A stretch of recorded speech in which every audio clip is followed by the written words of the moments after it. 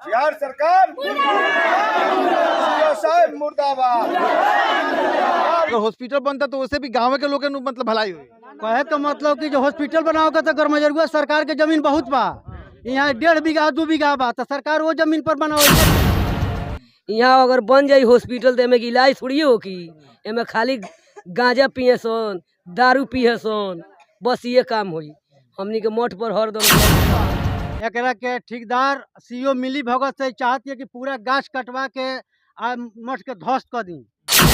तो अभी हम मौजूद हैं सिकटा प्रखंड के झाखड़ा पंचायत के नुनियावा टोला में, और यहाँ पे एक हॉस्पिटल का निर्माण कराया जा रहा है। लोग खुलकर विरोध कर रहे हैं। लोगों का साफ कहना है कि यदि आपको हॉस्पिटल ही बनवाना है तो बीघा का बीघा यहाँ पे जमीन पड़ा हुआ है, आप वहाँ जाकर बनवा सकते हैं, और वो भी रोड में है। लेकिन चलिए लोगों का क्या कुछ कहना है, लोगों से बात करते हैं, और हम प्रयास करेंगे कि सीओ साहब से भी हम बात करें कि सीओ साहब का क्या कुछ कहना है। तो चलिए लोगों से बात करते हैं।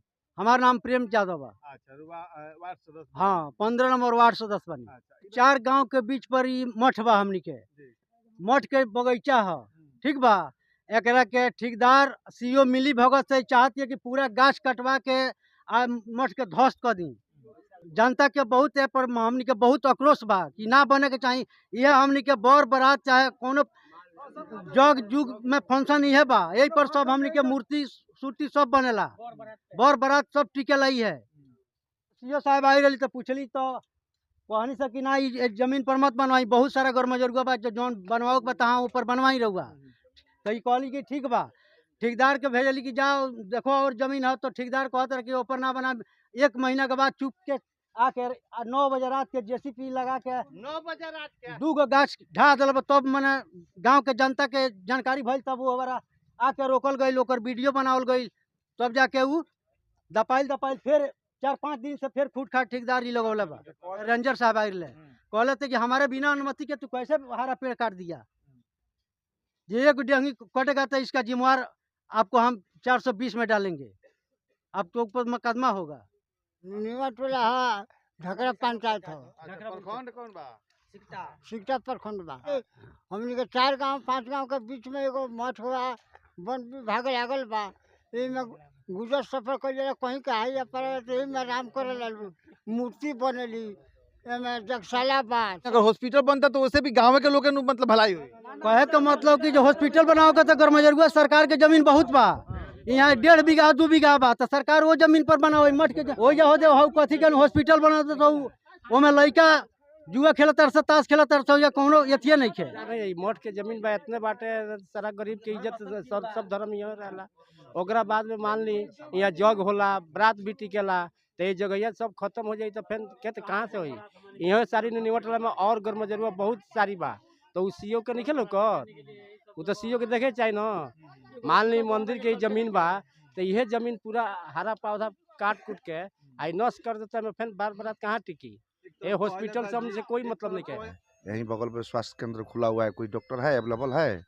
ये ठेकेदार लोग का काम है कि यहाँ किसी तरह भवन बना दें, पैसा उठा लें, चले जाएं। इस संस्था चले या ना चले।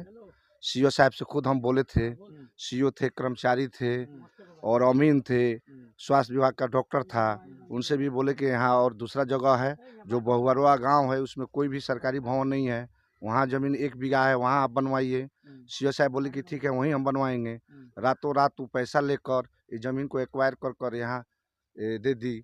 हरा पेड़ पौधा को काट कर यहाँ रातों रात जेसीबी लगाकर खोदाई वो लोग कर रहे थे। तब तक बाबा का नींद टूटा तो आकर बोले कि जेसीबी रुको, यहाँ काम नहीं होगा। 2 पौधा जो काटा हुआ था हम लोग उठा कर रखे हैं जगशाला में। हम लोग फॉरेस्ट विभाग में सूचना दिए, फॉरेस्ट विभाग वाला आकर अपना जांच पड़ताल किया, वो बोला कि काम रुकिए। ठेकेदार है वो धमकी दे रहा है, सप्ताह में 2 दिन बैठती है अपना ऑफिस में, बकिया अपना डेरा पर रहती है, कभी जाने पर भेंट नहीं होता है वहाँ पर। कल शाम को हम लोग गए थे मिलने के लिए, प्रमुख साहब से भी बात को रखे, प्रमुख साहब भी बोले कि नहीं वहाँ नहीं बनेगा तो नहीं बनेगा, जनता जो चाहेगा वहीं होगा।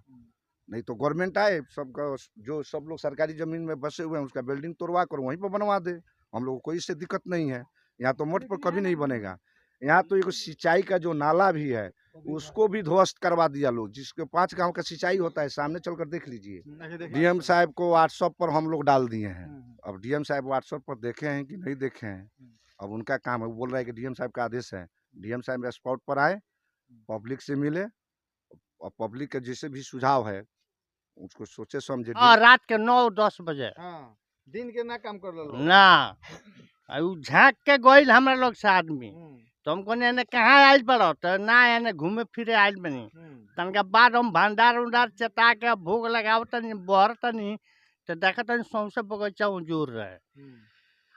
तो आदमी हमरा लगे रहे तो भेज के देखवाओ नहीं तो कोड़त रहे। 2 गो गाछ ढा दलस, फिर नया गाछ रोपले नहीं वो ढा दलस 3 गो। हम सरकार से कहा हम यहाँ हमार 5 गांव के लोग बा यहाँ, आई यह आड़ बा हमार जग प्रोजन होला यहाँ। मतलब सरकारी जमीन तो सीओ मालिक ओकर होकबे करला, तो सीओ के मन करी तब तो बनवेबे करी ना और जगह नहीं खे, जगह नहीं के यहाँ ना बनी। यहाँ हमनी के लड़की पर की शादी ब्याह होला, हमनी के होई तो मानी ये सब बात रहती है। काहे चोरा करोला सा दिंगना करो होगा चाहिए।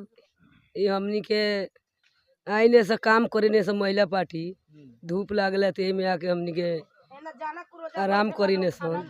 यही बगल साइड में हॉस्पिटल बनल बा, तो में पूरा गंजेड़ी पूरा दारू पी के में रहता रह। हमनी के महिला पार्टी ने आईने से तो बहुत गलत रूप हमनी के देखी ले सन। यहाँ अगर बन जाई हॉस्पिटल तो एमे के इलाज थोड़ी हो कि एमे खाली गांजा पिए सन, दारू पिए सन, बस ये काम होई।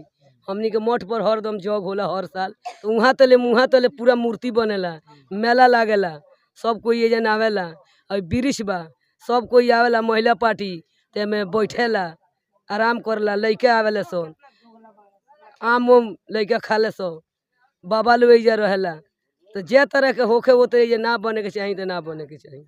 जब हमने सिकटा सीओ से बात करने का प्रयास किया तो सीओ साहिबा का साफ कहना है कि वह जमीन जो है मठ का नहीं है, वह बिहार सरकार की जमीन है। और कहीं भी यदि हॉस्पिटल या कोई भी सरकारी भवन का निर्माण होता है तो सरकारी जमीन पर ही निर्माण होता है, तो वह मठ का जमीन नहीं है, इसलिए हम उस पर हॉस्पिटल बनवा रही हूँ।